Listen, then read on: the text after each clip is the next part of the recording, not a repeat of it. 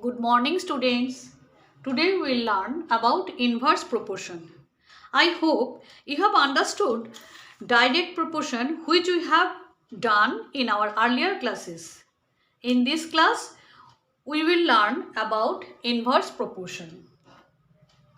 Recall the examples from direct proportion. Take one example.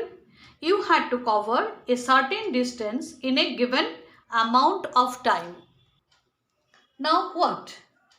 If you have to cover the same distance in lesser time, obviously you have to increase the speed. On the other hand, if you decrease the average speed, then the time will increase. Let us elaborate on the concept by using a specific example. If the distance of 100 km is to be covered with a different speed, the time taken will be as shown in the figure. See, if the distance is 100 km and the speed is 25 km per hour, the time will be 4 hours. If the distance are constant, fixed 100 km, in everywhere we are taking 100 km as a constant speed, constant distance, and the speed become 25, instead of 25 speed is increases, and we can see the time decreases.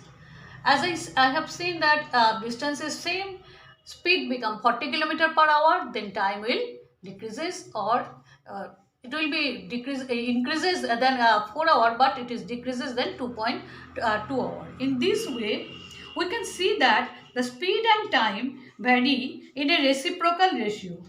Look at the first two sets. The values, first two sets means 100 kilometer, which is 25 kilometer, and time taken 4 hours.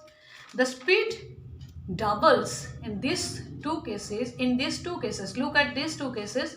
When the speed doubles, the time is half.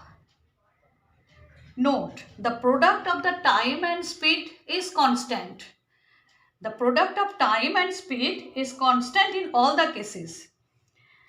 It is the total distance traveled is constant. In this example, you can multiply this product of this speed and time, you will get this distance. Now, if two quantities, one is x, another is y, vary in such a way that when x is increases, then y is decreases in the reciprocal ratio, and vice versa. If x is increases, then y will be decreases.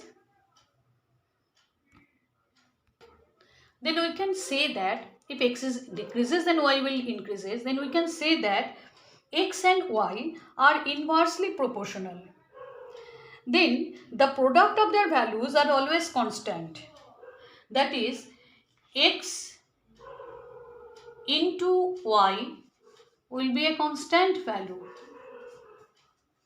a constant number. As we can see that in the previous table, we can see that 25 into 4, we are getting that particular distance which is constant. So if x1, x2, y1, y2 are the two values of x and y respectively, and if the product of x1, y1 is equal to x1, y1 is equal to x2 into y2, then we can say that the quantities are inversely proportional to each other. How can we compare this with direct proportion? When x and y are in direct proportion, their ratios are constant. That is, when they are in direct proportion,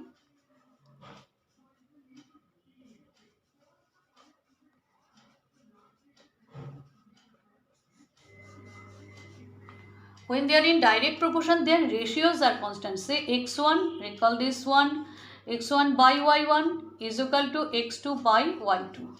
So their ratios are constant. Whereas when x and y are inversely proportional, their product is constant. That is x1 into y1 is equal to x2 into y2. You can think all such situations you can come across in your real life. For examples, the number of workers is required to complete a task is always inversely proportional to the time of completion, isn't it? That's all for today. Keep on practicing and I will see you in the next video. Thank you, students.